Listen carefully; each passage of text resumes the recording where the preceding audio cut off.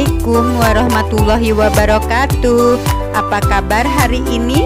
Semoga sehat-sehat selalu. Amin amin ya robbal alamin. Jumpa lagi channel Ibu Guru Dwi Fitriani. Video kali ini kita akan mengikuti program leadership training di SMP Insan Mutakin Setu Bekasi. Ikuti ya. Terima kasih. Oke, yang perempuan, gabung fokus. Oke, nilainya 60. Jadi yang menang siapa? Laki-laki Adija. Oke, cek suaranya bareng-bareng. Gabung fokus.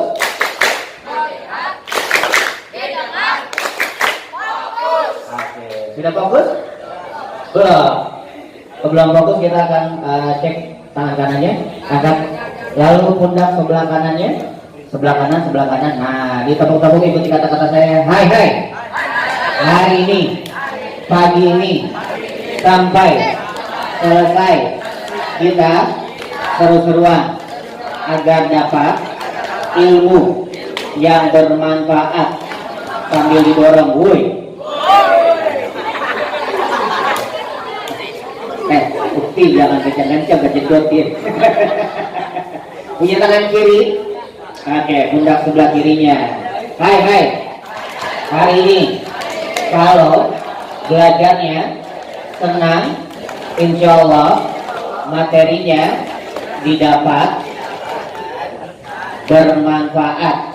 Jangan malas, ngantuk, apalagi kentutan. Dorong, woi. Punya tangan kanan? Minta maaf yang tadi dorongnya kekencangan. Maafin ya. Maafin sengaja. Oke, baik. Bentar. Oke, judulnya adalah seni dalam menghidupkan value diri. Punya value diri nggak? Value diri itu kita ini hidup bukan sekadar hidup. Seperti Profesor Almarhum Buya Hamka, Allah bimautihi, mudah-mudahan kematiannya membawakan berkah buat kita semuanya. Beliau mengatakan kalau hidup sekadar hidup, apa bedanya manusia dengan kerbau di hutan? Betul? Kerbau makan. Manusia makan. Kerbau tidur. Manusia tidur. Apa bedanya kalau seperti itu? Maka harus berbeda, karena manusia diciptakan itu berbeda. Ada apa manusia bedanya? Akal, juga punya hati. Binatang punya hati nggak? Punya hati ampela. Hatinya berbeda dengan kita. Hati yang mendorong kita, memimpin kita, betul? Akal atau hati yang memimpin? Ayo, akal atau hati yang memimpin? Hati atau akal yang memimpin? Hah? Kan ada pepatah mengatakan fakir qabla antazima. Berpikirlah sebelum kamu melakukan segala sesuatu. Hati dulu. Akal atau hati? Sebelah sini hati tapi di belakangnya akal. Yang ini akal-akalan. Gitu. Enggak juga. Jadi yang betul adalah hati. Coba deh kalau mau ngobrol. Biasanya yang galau itu kebanyakan laki-laki, gara-gara nggak disetujui atau pacaran atau apa gitu kan, ditolak cintanya, ya kan? Bicaranya adalah hati, jatuh hati, sakit hati, sakitnya tuh di sini. Jela, ada yang pernah sakit hati? Kasihan ya lo. Ya, yang pernah sakit hati nyemplung di ini nih, di kolam musola ya. Musola apa masjid? Musola ya. Oke, value diri. Sama ya.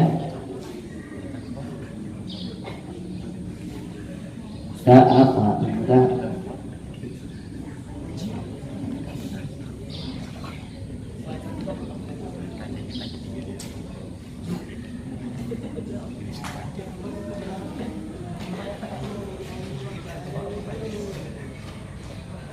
Oke, satu.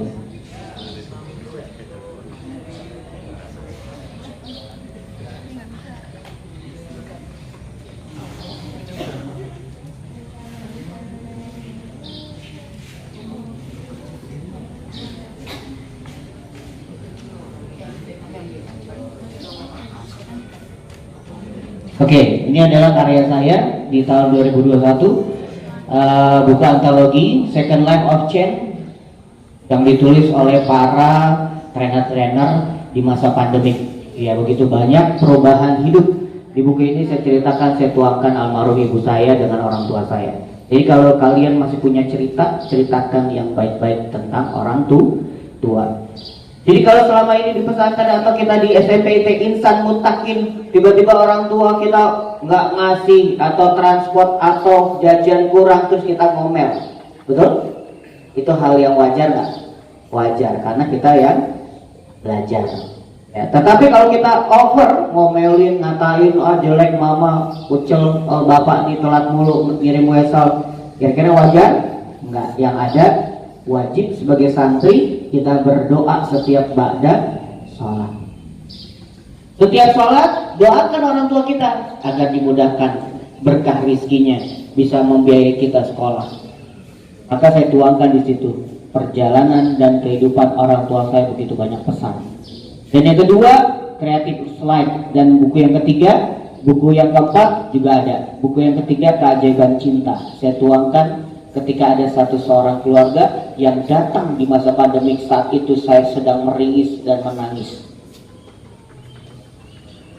Kok laki-laki nangis? Gak apa-apa, nangisnya hanya kepada Allah. Gak mungkin saya datang ucuk-ucuk ke rumah Bu Dwi, tolongin gue dong, gue lagi gak punya duit. Kata Bu Dwi, gue juga sama. Benar gak? Tapi kalau datangnya menangisnya kepada Allah, kira-kira Allah ngasih gak? Allah ngasih. Dan makanya dituangkan dalam buku Keajaiban Cinta. Cintanya siapa? Ada orang tua yang punya amal baik, ya ada orang tua yang punya kebaikan-kebaikan yang dia tinggalkan. Ya, abang saya almarhum, saya tuangkan dalam cerita itu juga. Kebaikannya begitu luar biasa. Kalau saya nggak sholat subuh, kalau saya sholat subuhnya telat, kalau zaman dulu pakai tampang ditabung tuh pantatnya. Dulu ada yang buat mukul kasur, bener gak? Nah itu tuh kalau sholat subuhnya telat, saya dipukul pakai kasur tuh, ya, pukulan kasur. Nah, kalau sekarang subuhnya telat biasa aja, bener gak? Padahal apa? Ada 13 keajaiban orang-orang yang mendirikan sholat subuh. Ada yang tahu? Satu, malaikat nungguin kita untuk berdoa. Allah, syukran. Ganteng banget ya, Tom. Rumahnya di mana, Tom?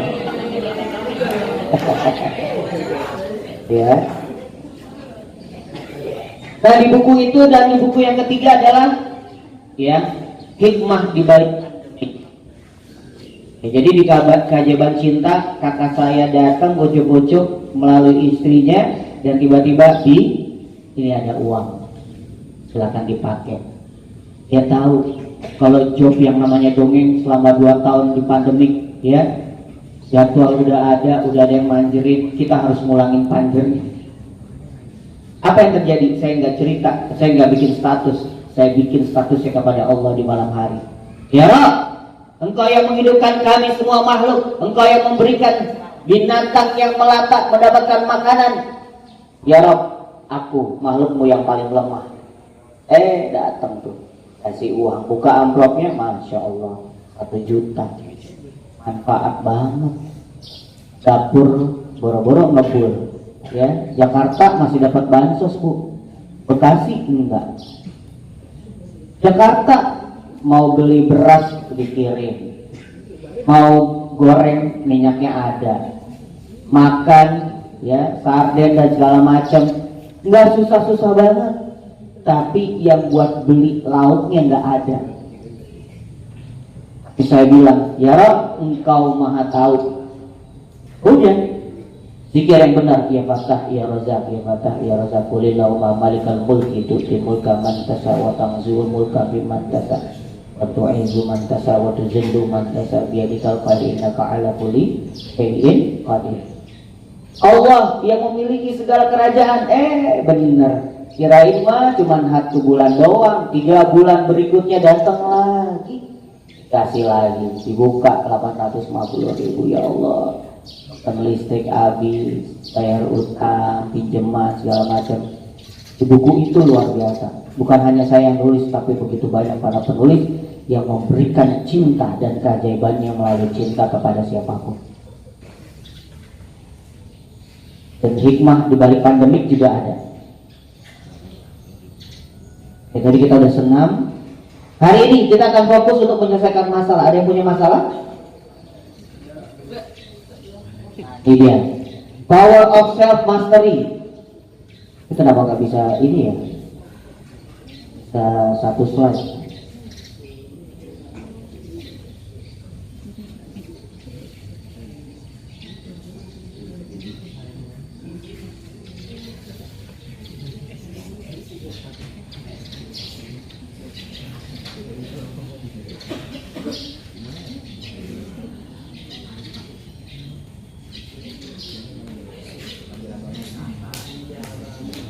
Oke, yang pertama adalah penguasaan tentang diri kita.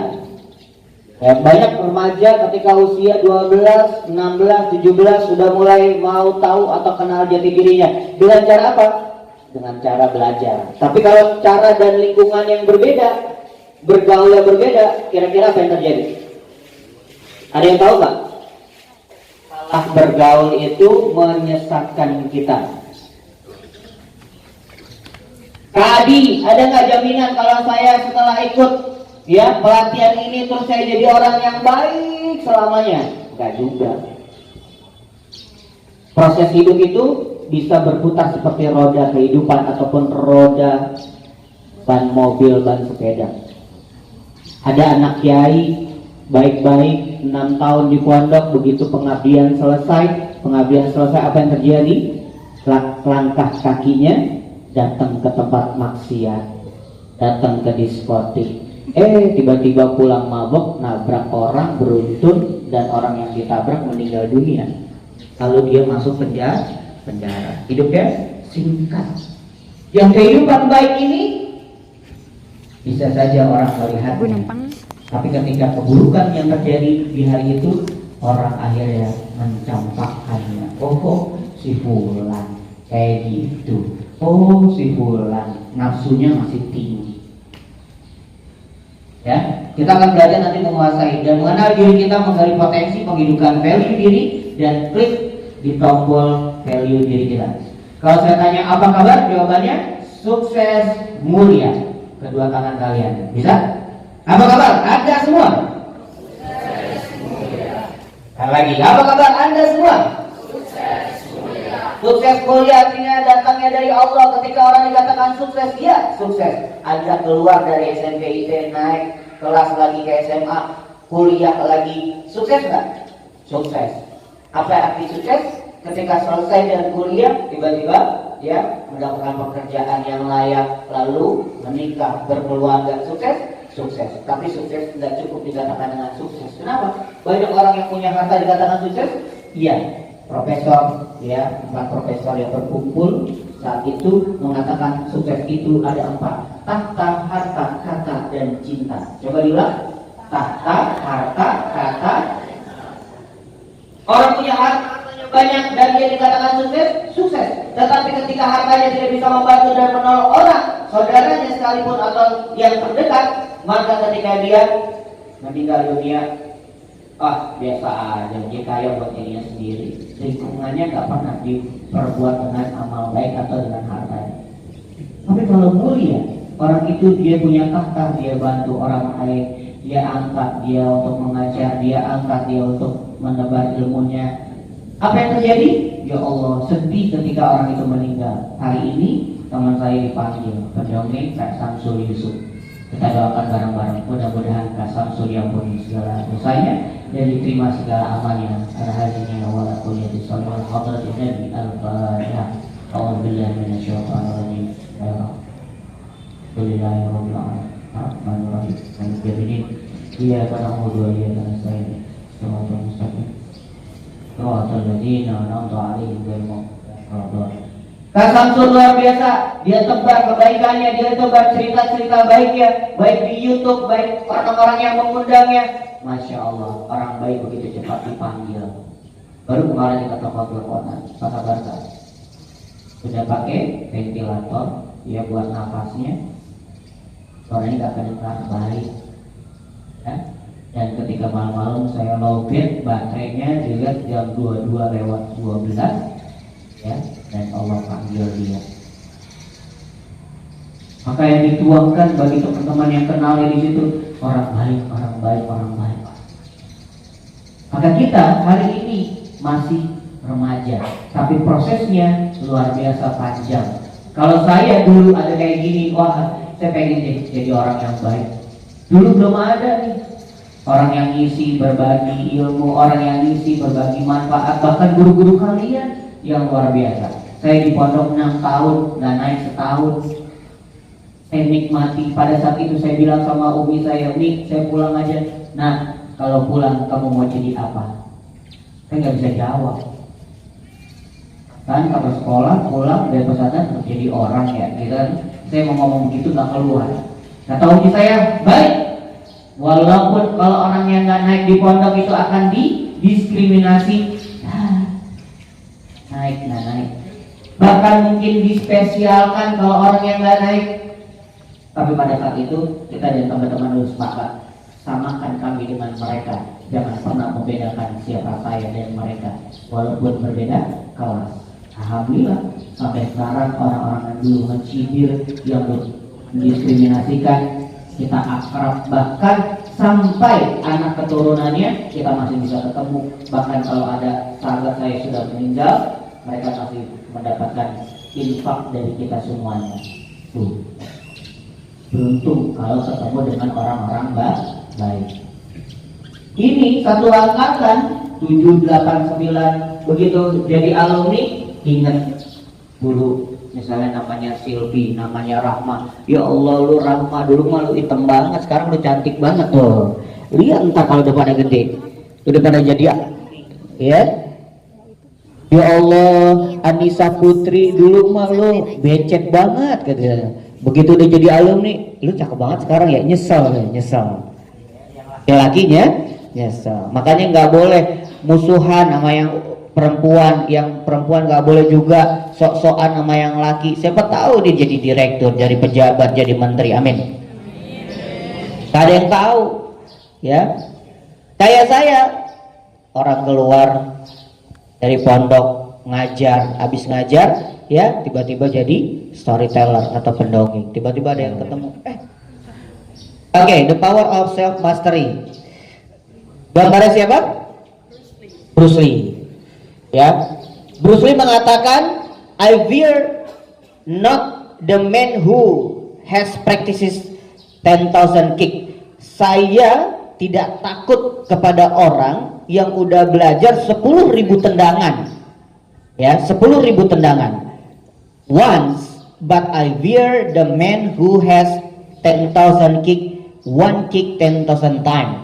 Tapi saya lebih takut kepada orang yang belajar ya 10.000 tendangan, satu kali tendangan 10.000 kali diulang-ulang. Paham? Ada orang belajar silat 10.000 jurus dia pelajari. Kata Bruce Lee, saya nggak takut. Tapi 10.000 jurus tadi, satu tendangan diulang-ulang 10.000 kali, dia lebih takut. Kenapa? Kalau Anda jadi pelajar, mengasah belajarnya ilmu tafsir, ilmu hadis, ilmu Al-Quran, ilmu apalagi mahfuzat, ya, Bulughul Maram, atau ilmu tarikh Islam, mengenal sirah nabawiyah, perjalanan para nabi dan sahabatnya, diulang. Saya yakin ketika kalian senang membaca dan mengulang itu, maka cakrawala di akal kalian bahkan membentuk kebiasaan kalian. Ditarik benang merah. Dulu ketika saya di pondok, sukanya kalau nggak ada kegiatan ke perpustakaan. Saya baca buku, saya catat. Saya cari buku lain, saya catat lagi. Saya cari buku lain, saya catat lagi. Ternyata di sini suka membaca, akhirnya bisa menyampaikan hal-hal yang baik. Hari ini kita zaman udah luar biasa. Ada sekolah yang daring, ada yang luring. Kalau di sini berapa persen, Sat? 50%? Masuk? 50 ya? Masih sama ya? Ada sebagian yang udah masuk karena jenuh ya, sekolah di rumah pakai HP dan ngeliatin gurunya doang. Kalau ketemu guru itu fitrahnya. Zamannya ulama kita Kiai Ahmad Dahlan, Hashim Asy'ari ketemu sama guru, ya. Al-adab qabla ta'allum. Belajar adab sebelum kita memiliki ilmu. Apakah nanti kita dewasa akan berubah? Kalau orang fondasinya kuat, adab ketemu gurunya, maka dia akan takzim. Kak, gimana kalau saya ketika nanti sukses? Nggak akan berubah. Adab seorang santri ketemu dengan siapapun. Belajarnya dari mana? Rasulullah. Dari mana? Hadis yang dituangkan para imam-imam kita. Oh, ada ketika kita makan minum, kira-kira berdiri atau duduk? Tapi lihat di luar, orang-orang yang di luar dari SMP IT ataupun pesantren, sambil duduk dia berdiri lagi, dia jalan sambil ngobrol.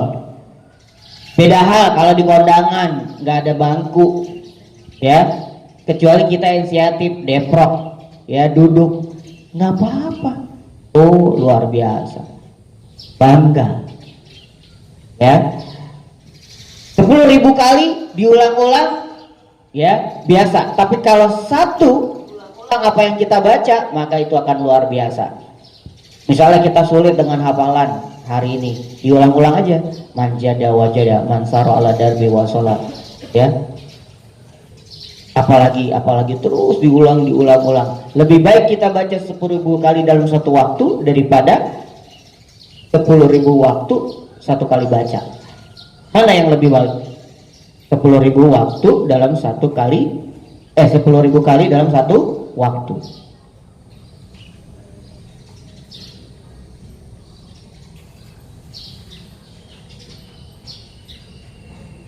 Apa yang membedakan? Nah, yang membedakan adalah continue, prakteknya dan menjadi master, ya. Nah, ini dia. Tadi kita sudah bahas. Sudah berapa banyak Anda bersabar dengan tingkah laku di keluarga? Ya. Sudah berapa sering, ya, muncul masalah dalam tugas sekolah? Banyak gak? Ada nggak masalahnya sampai 10.000? Di keluarga, di sekolah ada? Belum. Paling gitu-gitu aja. Habis itu ya udah baikan. Habis itu datang ke Ustaz, maafin saya Ustaz Alafu, saya salah. Ustaz Alafu, saya keluar dari sekolah, saya jajanin orang kampung misalnya. Saya dulu pernah nggak dibotak? Pernah di pondok dibotak gara-gara pengen beli nasi goreng. Kalian di sini makan dekat, pulang, masih pulang pergi nggak? Atau nginep? Hah? Pulang pergi? Tuh, masih pulang pergi. Ya, kalau nanti udah boardingnya benar-benar full day, nginep, oh tahu mana yang dilarang, mana yang enggak. Ya, teman-teman ada juga yang mukim di sini yang nggak pulang. Tugas mereka bukan hanya mendawamkan apa yang mereka baca, tapi mereka menghidupkan bumi yang dipijaknya.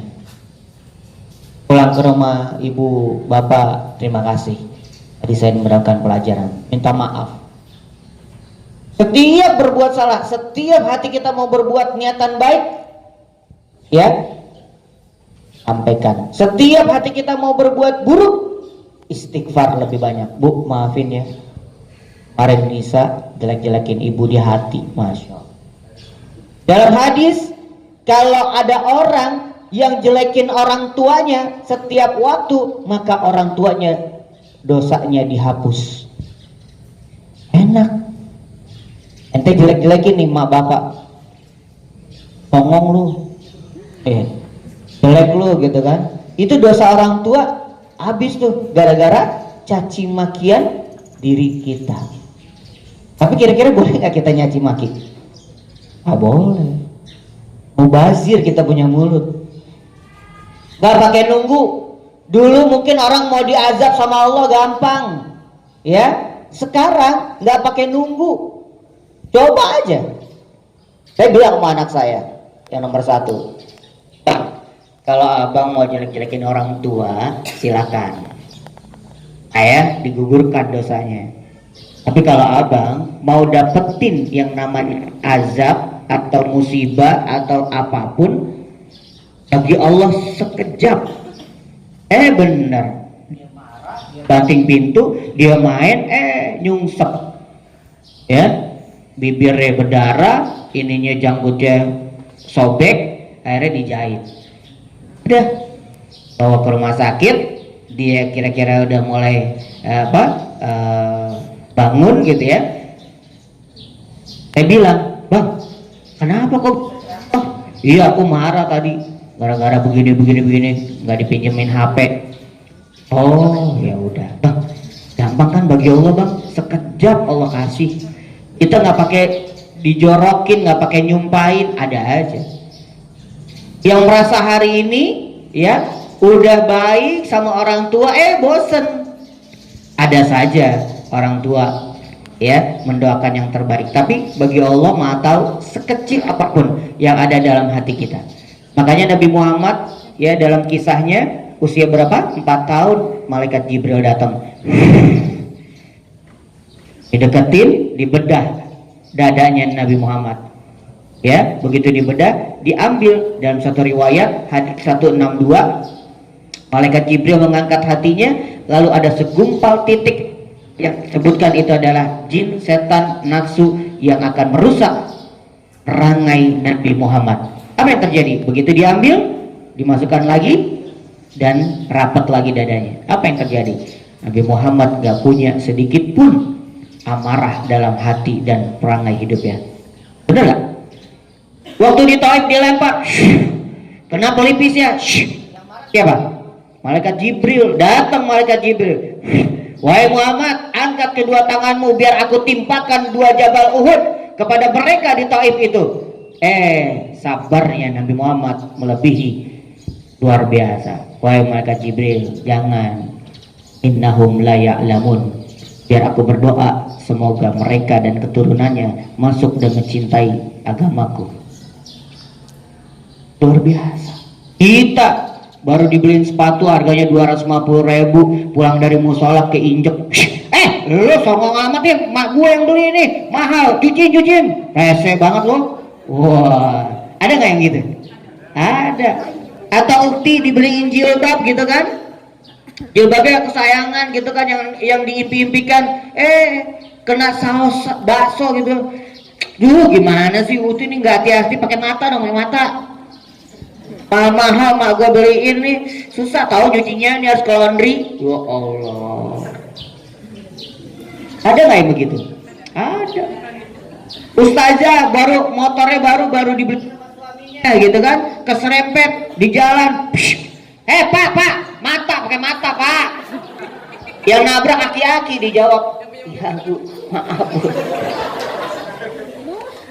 Itu ustazah pas lagi marah-marah begitu, dilihat aki-aki, ya Allah udah kayak bapak gue. Pak, maafin ya pak ya. Ucapan saya tuh. Hal kayak begitu hal yang lumrah. Tapi Nabi Muhammad coba sampai dilemparin kotoran unta, lagi mau sholat, tuh Abu Jahal luar biasa. Begitu mau dilemparin, Allah jaga fitrah dan kebaikannya, maksumnya Nabi Muhammad, muncul unta. Besok nggak berhenti, temennya lagi datang ajak, muncul api. Besok datang lagi disiram kotoran yang paling bau. Apa yang terjadi? Kotor semuanya. Penduduk Mekah bilang, Aisyah, Muhammad siram kotoran unta. Ya Allah, nangis lagi sholat. Apakah Nabi Muhammad marah? Dalam kehidupan nggak pernah marah. Apa? Kalau pribadinya yang diusik, Nabi Muhammad tidak pernah marah. Tapi kalau akidah, agamanya, Al-Quran, kitab sucinya, maka dia akan terdepan membela. Jadi kalau kita diusik nih, baru personal diri, tentang diri kita, biasa aja kali cantik lo gitu, biasa aja kali pinter lo, baru digituin biasa aja. Tapi Nabi Muhammad kalau akidah diusik, kitab sucinya diusik, Al-Quran, ya udah tuh dia paling terdepan, ya biasa kepleset kalau ngomong, ya. Lanjut. Pernah nggak dimarahi orang tua? Pernah? Pernah nggak kehilangan kepercayaan diri? Pernah ya? Apalagi nih? Ibadah seringkali lalai bahkan ditinggalkan. Ngaku dah ngaku. Saya nih, saya bukan kalian. Kalau emang keren-keren ibadahnya nggak ada yang bolong ya.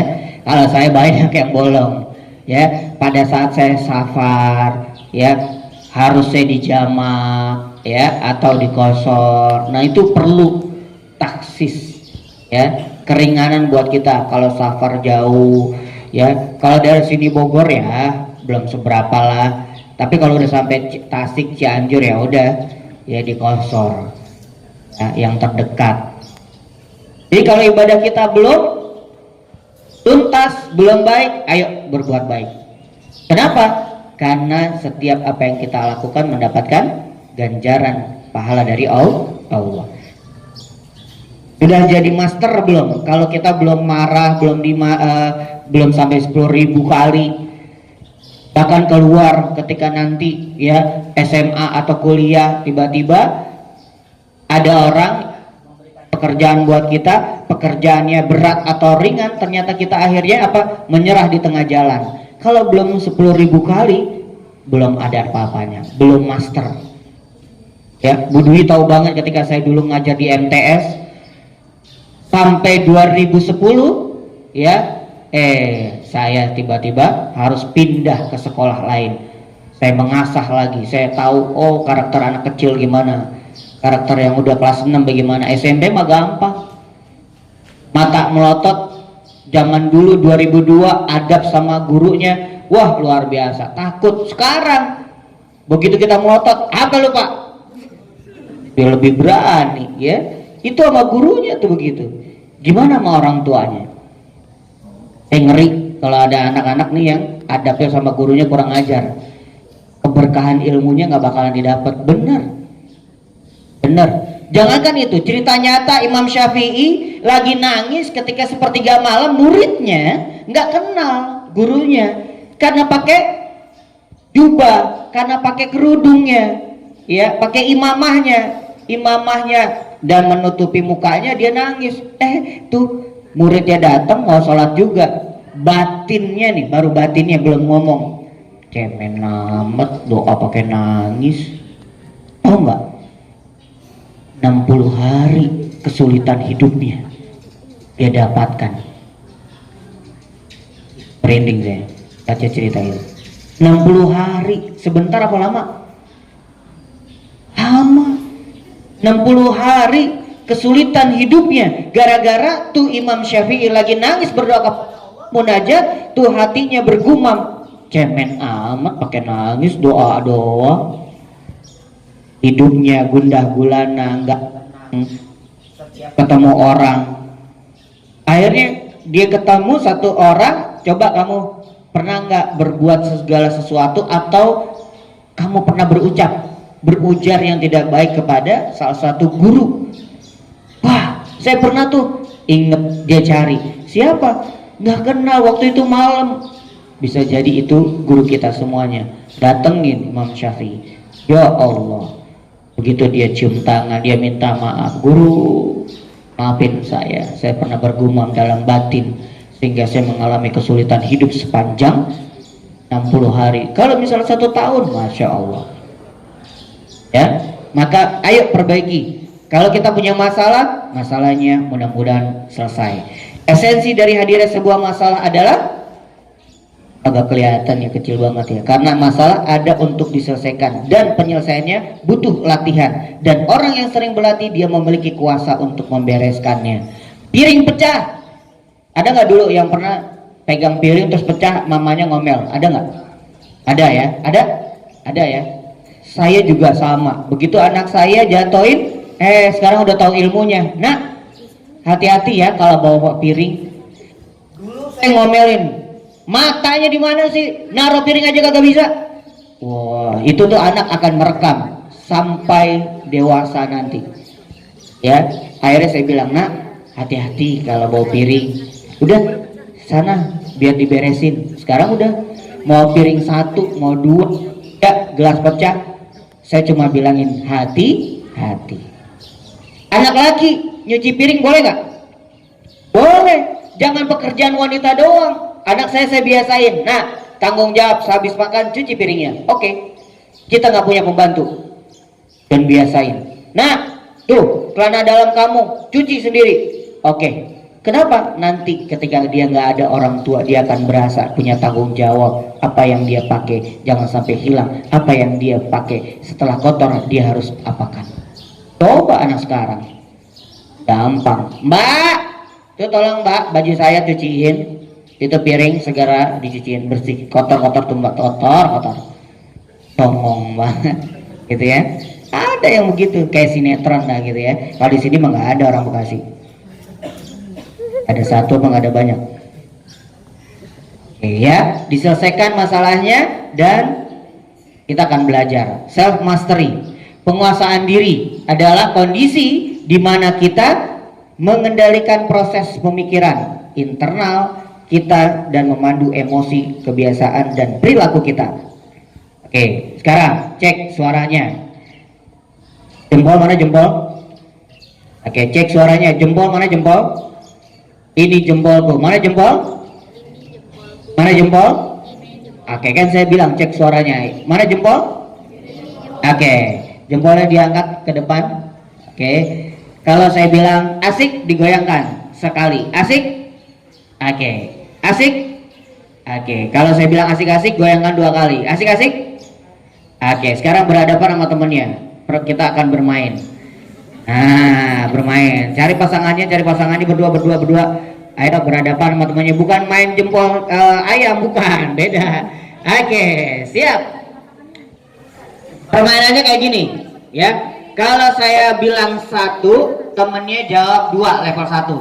1, 2. Berarti temennya bilang apa? 2. Lalu temen yang berikutnya bilang 3. Oke, level 1. Bisa ya? Gampang. Berhadapan dulu, berhadapan. Yang gak berhadapan kita tempel pakai stiker. Saya juga siapin hadiah buku saya.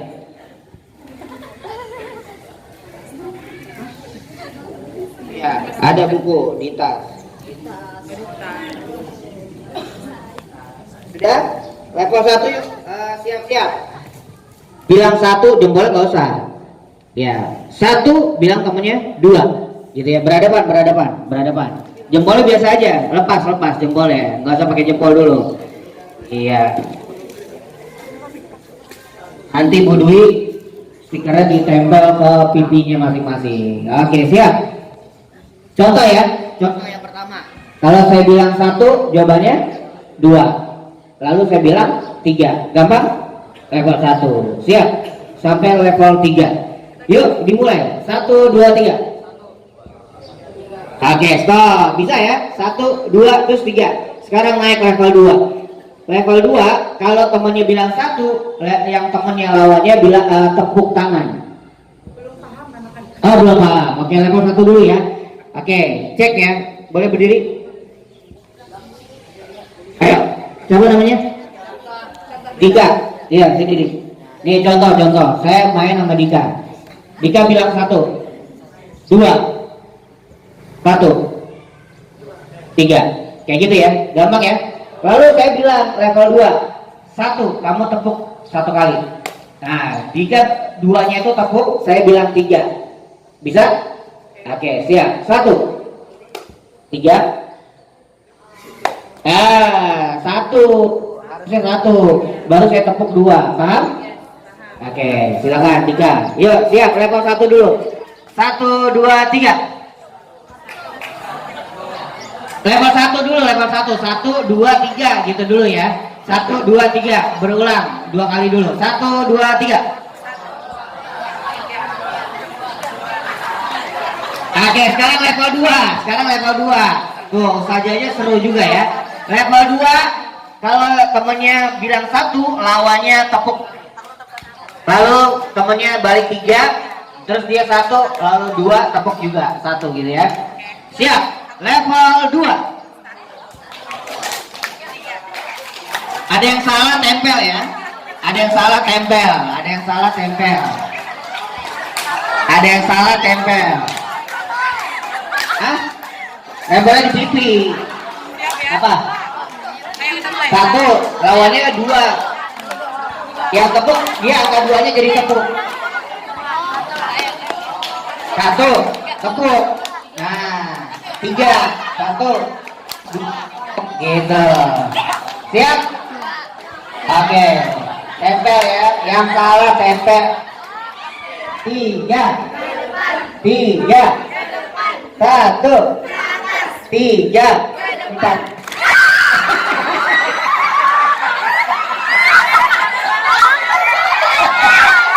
Tempel saja 5. Iya. Ayo 5. Iya.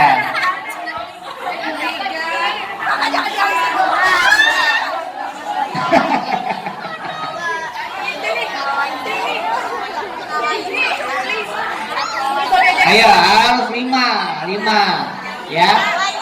Sesuatu kita respon dengan marah, emosi, ngeluh, maka 1 jam sampai berikutnya diri kita itu menjadi lemah. Bisa dipanggil sama ustazah atau guru kalian. Dika, siap ustazah, datang dia. Ya. Ada suatu cerita murid yang belajar di sebuah pondok, ya.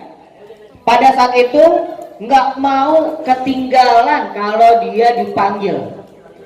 Ini nyata. Dipanggil nih sama gurunya, ya. Muhaimin. Begitu dipanggil Muhaimin, dari tangga lantai 3 dia loncat lewat tangga. Ditanya kenapa? Kelamaan. Dia loncat dari lantai 3, tapi jangan begitu, jangan coba-coba. Ya, dia loncat dari lantai 3, datang cepat sampai. Dipanggil lagi esok hari, diminta tolong, panggil si Imin. Siap, labbaik guru, datang. Tiba-tiba esokan hari lagi, ya, dipanggil lagi, begitu juga cepet dia responnya. Sama dengan orang tua kita dipanggil, mau jauh, mau dekat, mau lagi sukses atau lagi susah, begitu disuruh pulang harus pulang. Kenapa? Bakti ketika itulah ada karomah-karomah yang kita tidak pernah tahu. Apa yang terjadi? Murid ini sudah 6 tahun, begitu dia lakukan, lewatlah naik kendaraan air yaitu sampan. Begitu naik sampan, jubah apa namanya itu, imamahnya, sorbannya kecemplung, jatuh di laut. Dia nggak pakai disuruh, nggak pakai nunggu, nggak pakai bilang tolong ambilin, enggak. Dia nyebur langsung. Itu yang namanya sorbannya si kiai tadi nggak basah, dan orang yang tadi nyemplung juga nggak basah. Apa yang terjadi? Guru ketika ridho, kita lihat 1, 2, 3 nama, susah lagi belajar, guru tuh doain ketika malam hari, ya Rob, mudahkan Dika kalau bebel dalam belajarnya. Ya Allah, mudahkan misalnya Farhan kalau lagi baca Quran gak bisa-bisa, tuh guru ngedoain. Nah, jadi seperti itu. Apa yang terjadi kalau kita takzim sama guru? Makanya adalah yang asertif atau komunikasi yang baik. Sama kita bisa lakukan selama ini dalam kehidupan kita sehari-hari. Maka tindakan dengan bahasa, ya, mengendalikan proses dan merespon yang proaktif. Ini dia. Apa keuntungan memiliki self mastery? Tuh, ini dia. Keuntungannya 1, genius city revolution. Kita menjadi orang-orang yang cerdas. Kita menjadi orang-orang yang komunikasinya didengar sama orang lain. Yang kedua, ya, ada tugas kita lakukan dengan baik, emosinya kita bisa atur dan respon itu menjadi baik. Apalagi yang perempuan. Nanti ketika masa-masa sudah dewasa, udah gampang. Pensil jatuh atau apa jatuh, pulpen jatuh, udah gak pakai marah. Atau ada adiknya di rumah, gampang nyuruh, nggak pakai, lakukan yang baik, lakukan yang terbaik, ya. Datangi dengan senyum, ya. Lalu adil dalam pikiran, spesifik meaning. Responnya baik, komunikasinya baik. Saya dibilang Bu Dwi, kali besok bantu isi, siap Bu Dwi. Nggak pernah saya nolak. Nggak pernah saya nanya berapa ininya, enggak. Bismillah, ayo. Yang namanya kebaikan itu perlu kita bagi. Yang perlu kita bagi itu kebaikan-kebaikan yang mungkin hari ini, besok kita tidak ada lagi. Ya. Oke, berikutnya. Ini dia. Being the moment, creating moment. Jadilah momen hari itu yang terbaik dan kreatif. Ya, create your moment. Kalau kita nggak tahu, maka cari tahu. Kalau kita kurang tahu, baca dari buku-buku referensi yang ada. Ya, pernah nggak jalan ke suatu daerah, terus ada anak kecil, kita nanya, anak kecil itu menunjukkan cara atau jalan rumahnya. Pernah? Atau kita pernah nunjukin, om bukan lewat situ om, lewat sana, nanti gang kiri, om sebelah kanan itu ada rumahnya. Ada orang yang responnya nggak tahu. Ada ya jawab aja, Pak bisa tanyain, itu ada orang yang asli sini mungkin lebih tahu dibandingkan saya. Jadi responnya itu tergantung bagaimana kita. Ya. Jadi kalau teman-teman hari ini merespon segala sesuatunya masa bodoh, maka dari situlah kebiasaan kita berulang. Emang kenapa kalau nggak jadi master? Kalau kita nggak master tentang menguasai diri kita, self value atau self mastery, maka akan sia-sia. Kenapa? Ada cerita tukang sayur.